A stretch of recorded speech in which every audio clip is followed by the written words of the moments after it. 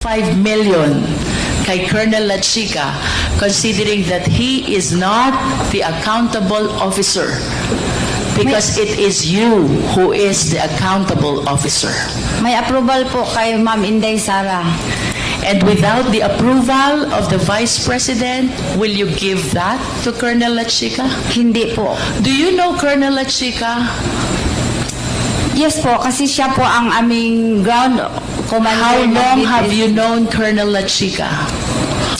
Yung na-employ po ako after 3 months, yung na-employ po ako sa OBP, ma'am. How long have you known? Since 2022? Yes po, ma'am. Do you trust Colonel Lachica? I trust Lachica. I trust Sir Lachica kasi ginatrust po siya ng aking head of office na In si Ma'am other Inday Sara. words, the only reason why you are giving your trust to Colonel Lachica is because of the instruction of the Vice President. Yes, Tama po ma'am. ba? Yes, ma'am. Without the instruction of the Vice President, you will never give the entire amount of 125 million to Colonel Lachica. Yes, ma'am. And do you realize also, Ms. Acosta, that as disbursing officer, there is a rule under PD 1445. Bawal i-transfer ang disbursement sa ibang tao.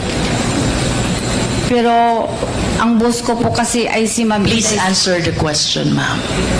Yes, Under PD 1445, an authorized transfer of disbursement is prohibited. Are you aware of that? Yes, ma'am. And what you did is an unauthorized transfer. Tama po?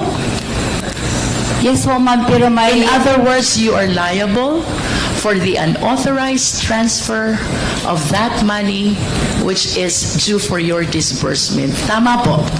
Tama po, ma'am. Pero, Are you aware also na kung ito pong perang ito ay mapupunta sa mga hindi matitino na government officials at gagamitin for purpose other than its confidential purpose, you can be held liable for Yes, po. malversation of public funds by negligence.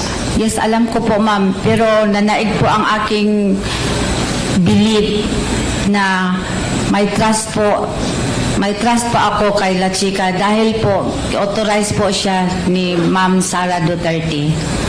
And are you aware also that what Colonel Lachica did is he usurped Ano po? your authority as special disbursing officer?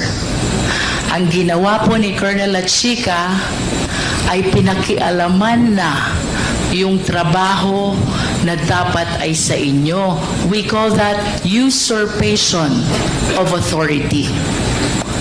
Kasi po wala po akong alam kung paano po i-implement ang mga confidential activities po, ma'am. Si Bakit Sir po? Lachica lang po ang may alam. Sandali po, bakit po wala kayong alam? You are the special disbursing officer. You prepare the financial plan. You are a signatory in the disbursement. You prepare the liquidation. You certify. You prepare the accomplishment report. Bakit wala po kayong alam? Wala po akong alam sa pag-implement po ng confidential activities po. Dahil po, hindi ko po yan in line sa aking pinag-aralan, ma'am. But as the special disbursing officer, of course you realize you have the function of disbursing the fund. Yes po, pero may utos po sa akin na ibigay po kay Colonel Lachica.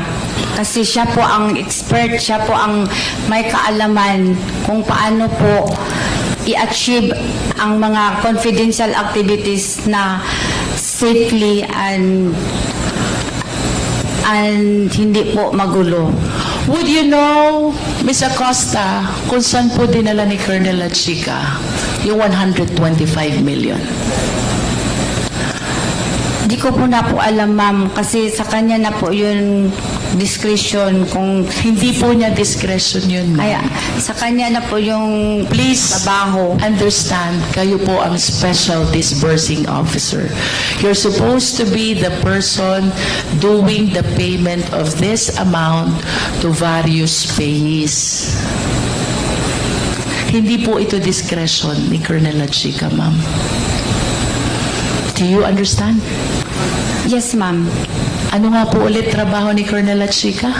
Siya po ang head ng aming BPSPG at siya po ang inatasan as security officer po ng Office of the Vice President. And of course, you will agree with me, iba po ang trabaho ng security officer sa trabaho ng special disbursing officer. Tama po ba? As a matter of Yes, fact, iba kaya po. po kayo'y banded. Kaya po kayo nire-require ng Fidelity Fund is to take care of these public funds. Si Colonel Lachica po ba? Covered po ba siya ng Fidelity Fund? Hindi po, ma'am. I don't think so because it's not part of his job to disburse public funds. Pero siya po ang may alam, ma'am, lalo na pag-implement sa mga confidential activities po, ma'am. Just like surveillance and monitoring po. Kung okay po ba dyan, itayo, example, yung satellite office. Even when he is aware of the implementation of the surveillance activities, you, as a special disbursing officer, should be the one actually paying all the recipients. Do you understand, Ms. Acosta? I understand po, ma'am. Then why did you give all the money to Colonel Lachica? Because po may utos po si Ma'am Inday Sara na sa kanya ko po i-release kasi siya po ang nakakaalam kung paano po i-implement ang mga programs and activities in line po sa confidential fund. Siya Okay. po ang surveillance and monitoring po. Sa kanya po yun, wala po akong alam. Ms. Acosta, I hope you realize that it is incumbent upon you as the special disbursing officer to know all the recipients of the entire 125 million. And it is totally wrong to say na wala kayong alam. Because in the first place, trabaho nyo po to disperse these funds to the various number of recipients. Let us proceed to liquidation report. Secretariat, kindly flash the liquidation report.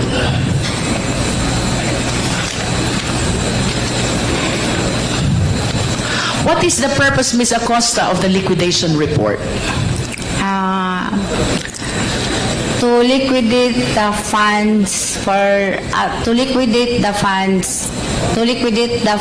granted on confidential funds po. Ililiquidate po. Ililiquidate, and by liquidate, we need to gather proof that indeed the entire amount was utilized for the intended purpose. Tama po ba? Tama po.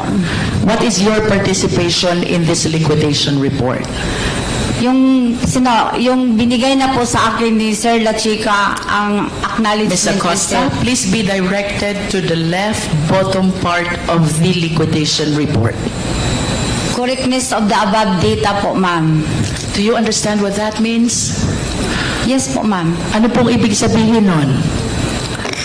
Na ang pondo po ay nagamit ng maayos sa pamagitan po ng pagkuha ng mga acknowledgement receipt po na galing po kay Sir Lachica. You mentioned about acknowledgement receipts. Pag-usapan po natin yan. As a special disbursing officer, part of your job is to certify the correctness of the above data, and that includes the acknowledgement receipts that you mentioned. You agree? Yes, ma'am. Okay. Based on examination, Ms. Acosta, mayroong 700 na acknowledgement receipts. May signature, pero walang printed name.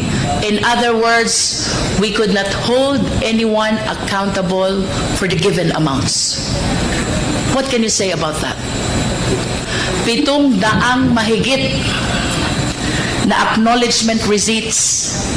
May signature, pero walang printed name, so you cannot tell who the recipient really is. Do you think, given that situation, you certified the correctness of the data? Kasi Yes or no? Yes, ma'am. And you believe that that is correct? Hindi mo alam kung sino ang recipient? Kasi yan po ang binigay sa akin ni Sir La Chica, ma'am. Again, please be directed by the certification at the bottom right of this document. Gina Acosta, certifying to the correctness of the above data, and that data includes the acknowledgement receipts. How did you certify correct the 700 plus acknowledgement receipts which bear unreadable signatures and does not bear the printed name of the recipients? Tama po ba yun?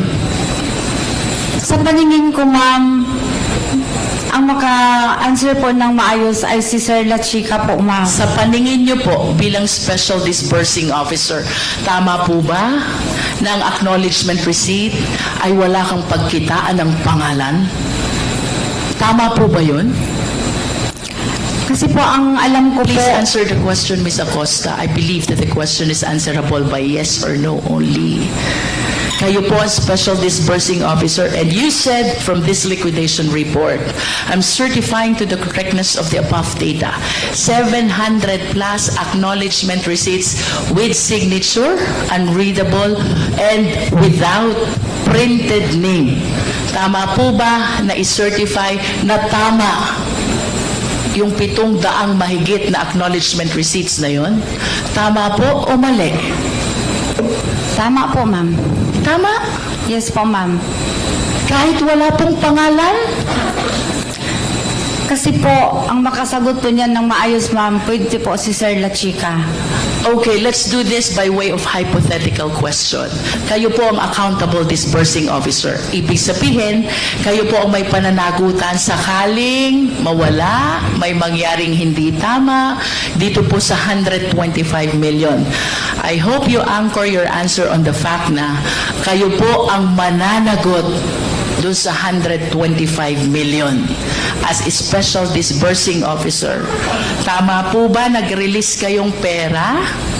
Tapos yung acknowledgement receipt, walang pangalan ng recipient. Tama po o mali? Kung kayo po ang mismong magre-release ng pera, kayo po ba'y papayag na walang printed name ang acknowledgement receipt? Pwede po, ma'am, itanong po kay Sir La Chica po. No, Ano the po ang question, nangyari. Ms. Acosta, is hypothetical, no?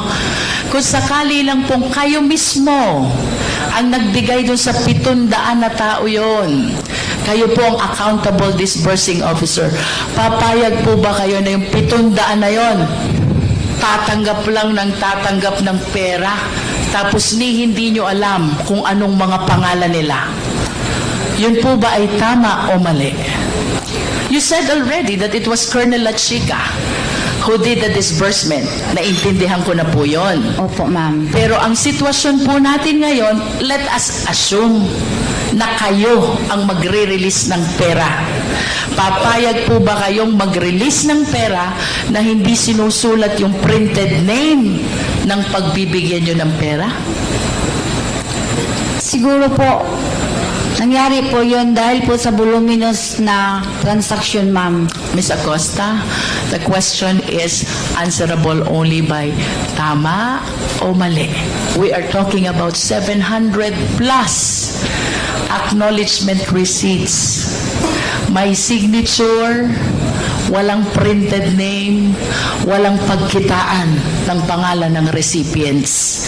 Kung kayo po ang magre-release nito, papayag po ba kayo na walang printed name ang tumanggap? Hindi po, pero depende po sa sitwasyon, You have ma'am. given your answer already. Ms. Acosta, let's proceed to the next category of acknowledgement receipts. Mayroon naman pong 300 plus. May signature, May printed name, pero hindi naman mabasa yung printed name. In other words, wala din pong pagkitaan kung sino ang recipient. Again, on the assumption na kayo po ang magre-release ng perang ito sa recipient, papayag po ba kayong i-release itong perang ito na hindi nyo nakitang nakasulat ang pangalan ng recipient? Nag-trust po ako kay kay Sir La Chica, ma'am. Ms. Acosta, let us answer the question po. I understand na ang sabi niyo po si Colonel La Chica nag-release. Yes po. On the assumption only, kunyari lang po kayo ang magre-release. Andyan yung recipient. 300 mahigit po to. Papayag po ba kayo na hindi nyo mabasa ang mga tunay na pangalan ng pinagbibigyan nyo ng pera? Kung ako po ang nagbigay, hindi po ako papayag. Hindi kayo papayag. Now, let us go to the acknowledgement receipt with the recipient whose name is Mary Grace Piatos. Do we still have that slide, Secretariat? Can we please share it? I wish to believe na nakita nyo na po ito during the previous hearings. Again, hypothetical question ulit. Kung kayo po ba ang magre-release ng pera to a name, Mary Grace Piatos, kayo po ba ay papayag? Papayag po ako, ma'am. Meron naman pong Piatos na apelyido. Do you know Mary Grace Piatos? Do you know Mary Grace Piatos? Wala po ako. Hindi ko po siya kilala, ma'am. But you said na papayag kayo kasi may apelidong Piatos. Saan ho ba kayo nakakita na apelidong Piatos?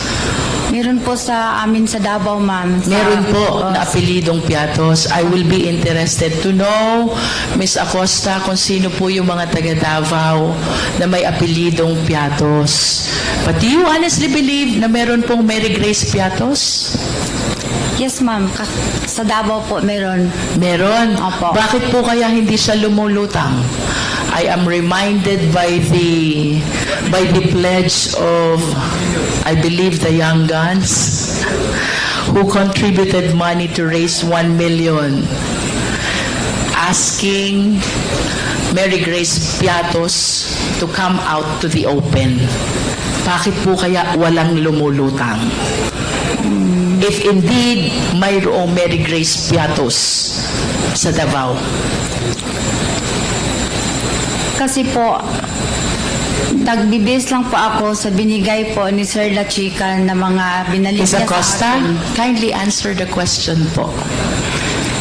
Sabi niyo po kanina, mayroong Mary Grace Piatos. Piatos po ang sinabi ko, ma'am, na apelyido. Nonetheless, kayo po ba'y naniniwalang mayroong Mary Grace Piatos? In the first place, kayo po dapat kaharap nito eh. Dahil kayong special disbursing officer. But you kept on claiming that you handed the entire amount to Colonel La Chica. Kaya hindi nyo alam kung anong nangyari doon sa pera. O ito na po ang consequence. Ipinagtiwala nyo ang disbursement sa hindi naman accountable officer. How will you answer now to that acknowledgement receipt?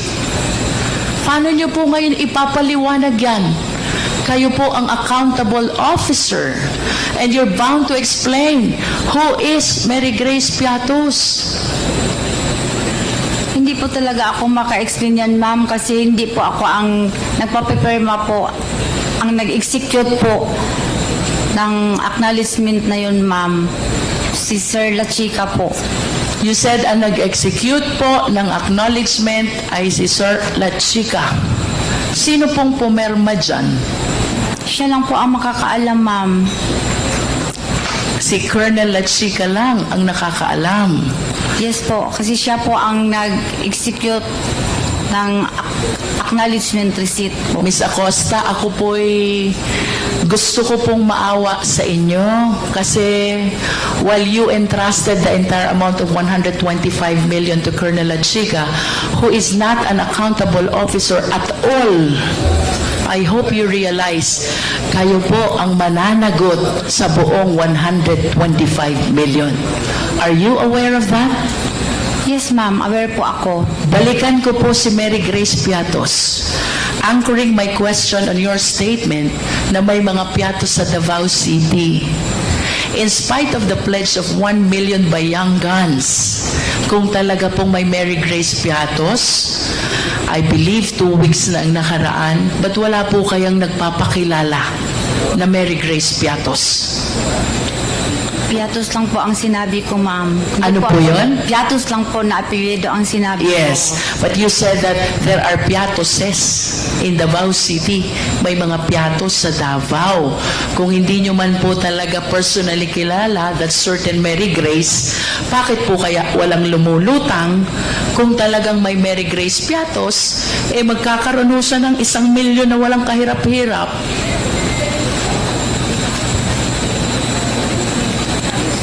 Would you agree with me if I would say the reason kung bakit walang lumulutang ay dahil wala naman talagang Mary Grace Piatos? Tama po ba? Hindi po ako makasay ng yes or no, ma'am, kasi si Sir Lachica po ang nag-execute po, ang nagpapapirma po ng acknowledgement. Ms. Acosta, I'm not asking you about the personality of Mary Grace Piatos. This is a hypothetical question again.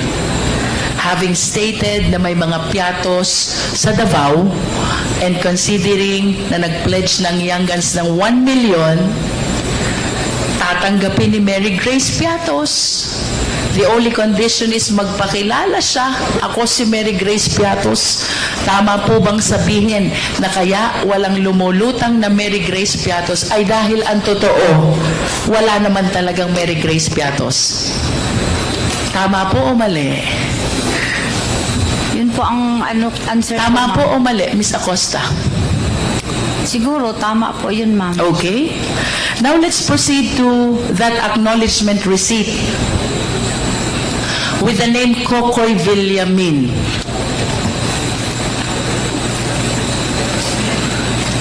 Sino po si Kokoy Villamin? Ganun pa rin, ma'am. Di ko po siya kilala. Secretariat, please flash again the AR.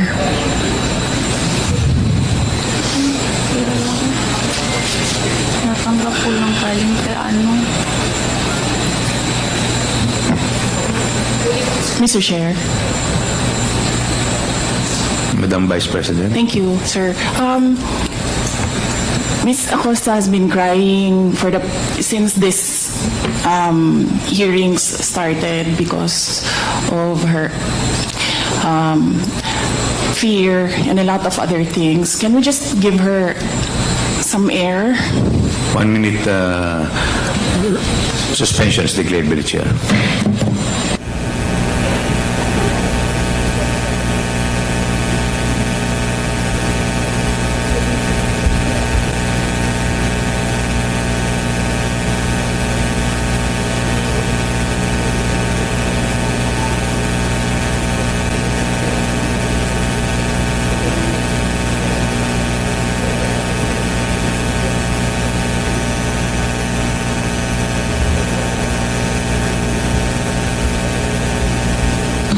Comsec, magpatawag ka nga ng medical.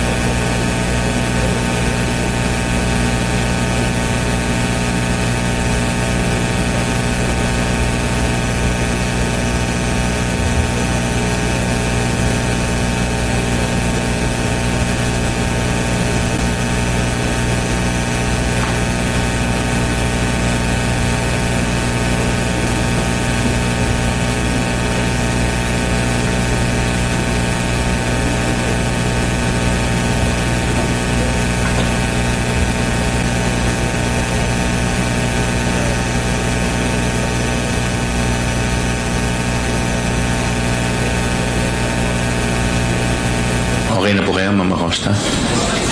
Apo, sir. Okay na. Salamat po sa rest. Mr. Chair, may I seek guidance from the Chair? Yes, Congressman. Ay, ma'am, sir, wala pa pong ano tayo. Di ba po tayo nag-resume? Yung medic. Asan yung medic?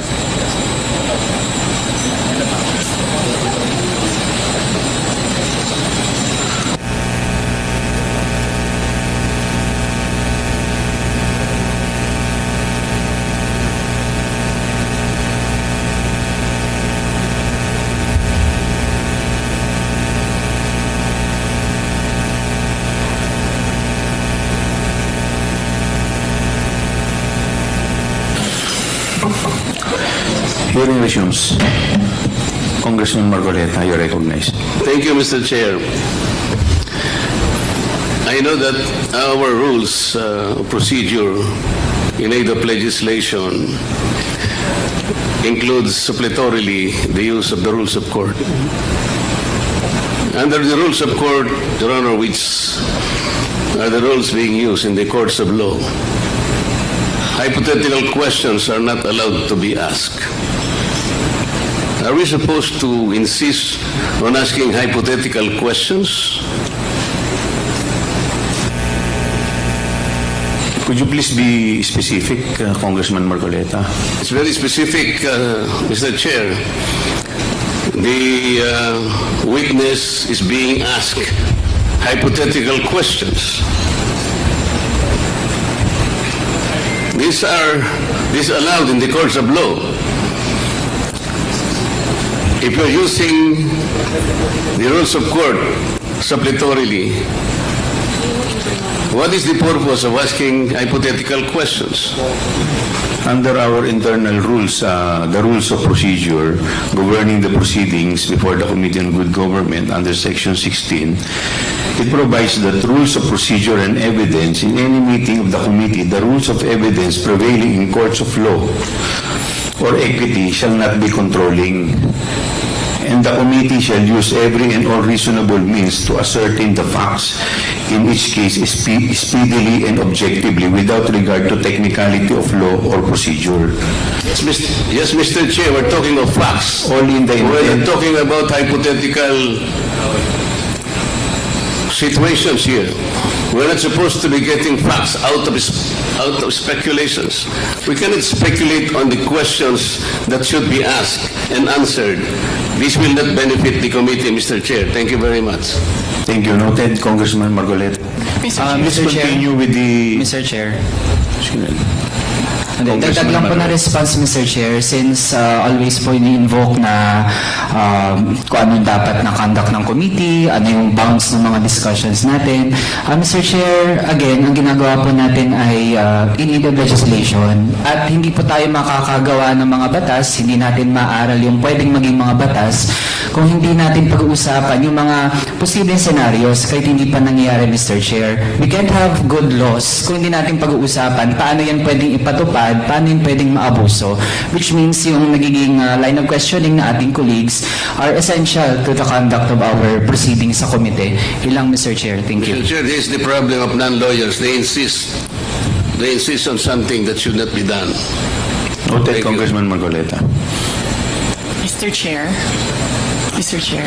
Yes, Madam Vice President. Can I answer as head of agency of the Ano po, Office of the Madam? Vice President? Can I answer as head of the agency of the Office of the Vice President as well? With respect to the... To the comment, manifestation of Congressman Marcoleta, sir. No, you are not allowed. Please continue, Congresswoman Luistro. Ms. Acosta, ano po ba ang nararamdaman nyo? Of course, I'm concerned about you. Ano po yun? Nanginginig po, ma'am. Bakit po kayo nanginginig? Bukod po sa nanginginig, ano pong nararamdaman nyo? Hindi naman po ako sumisigaw. Kasi po, wala po talaga akong alam kung sino po yun, si Kukoy Villamin, si Grace Piatos po. Kasi po, si Sir La Chica po ang nasa ground po. Siya po ang nagpipipirma. Nag-base na lang po ako sa sinaol, sa binalik niya sa akin Na acknowledgement receipt po, ma'am. Pero ma'am, I hope you acknowledge na yun pong sinasabi niyong ginawa ni Colonel Lachica. Yun po'y trabaho niyo as a special disbursing officer. Yes, ma'am. Pero may utos po ang aking boss, ma'am, na i-release ko po kay Sir Lachica, ma'am. I heard you, ma'am. Yes, ma'am. We will just proceed with the question. Tell me pag hindi nyo na po kaya, I will stop. Ano po, you just answer from what you believe is true to yourself. Yes, ma'am. Punta po tayo kay Kokoy Villamin. Do you know this person? Wala po talaga akong alam, ma'am. Wala po kayong alam. Yes po, ma'am. Surname Villamin. May kilala po ba kay sa Davao na Villamin? Wala po akong alam, ma'am. Wala po akong kilala, ma'am. Okay. So you cannot answer with respect to the identity of this Kokoy Villamin. Mr. Chair, do we have the NBI here as well as the PSA? They are not yet here. Not yet. But I believe that We have submitted the acknowledgement receipt. In process daw po. okay. Ms. Acosta, do you confirm that the 125 million for the last quarter of 2022 was utilized from December 21 to December 31 as stated in the records? Yes, ma'am. Based po sa binigay sa akin ni Sir Lachica Okay. na accomplishment report at saka acknowledgement receipt po. Ms. Acosta, this is 125 million spent in, I believe 10 days nga po ito eh. Hindi 11 days. Kasi under the law, when we count, we exclude the first, we include the last. So if we count from December 21 to December 31, this will be equivalent to 10 days. Tanggalin po natin yung sinasabi ni Chairman Acop na holiday, 3 days, in other words, 7 araw na lang po. Can you please enlighten us? Paano po kaya naubos, naibayad, na-disburse ni Colonel Lachica yung buong amount ng 125 million in 7 days? Ma'am, hindi po ako makasagot niyan, ma'am. Kasi hindi po ako ang naggastos. In reality po, ma'am. Si Sir Lachica po ang may alam, ma'am. Ma'am, you were the special disbursing officer of Davao from 2019 to 2022. And then you became the disbursing officer of the OVP. So kagaya po ng sabi niyo kanina, you have mastered already the process of utilization of confidential fund. Isang tanong lang po, posible po ba ito na ang 125 million ay magastos sa nalolooban lamang ng 7 weekdays? Hindi ko po alam, ma'am. Kasi hindi po ako ang personal gastos Ms. po sa Acosta, pera, ma'am. the question is based on your experience as SDO. Sabi niyo po kanina, 3 years kayong naging SDO ng Confidential Fund in Davao City. You even said you have mastered already the process of utilization. Ayon po ba sa karanasan ninyong yun? Yun po bang 125 million? Kaya po bang gastusin yun sa loob ng 7 weekdays, araw na may pasok lamang? Base po sa inyong karanasan, kaya po o hindi? Hindi ko yan masagot, ma'am. Kasi hindi po ako ang nag-disburse na 125 million, ma'am. Si Sir Lachica po, ma'am. Ms. Acosta, our question is based on your experience. Hindi po ganun ang confidential fund sa Davao, ma'am. Hindi po ganun kalaki, ma'am. In other words, ayon po sa inyong karanasan bilang Confidential Fund ng Davao 2019 to 2022, hindi kaya gastusin ang 125 million in 7 days. Tama po ba? Hindi po ako makasabing tama, ma'am, kasi hindi po ganyan ang confidential fund sa Davao, ma'am. Ma'am, the question is based on your experience. Kung ito po ba'y dadalhin natin doon sa sitwasyon nyo bilang SDO ng Davao, kaya po kaya yun? Hindi po. Gagastusin? Hindi ko masagot, ma'am. Okay.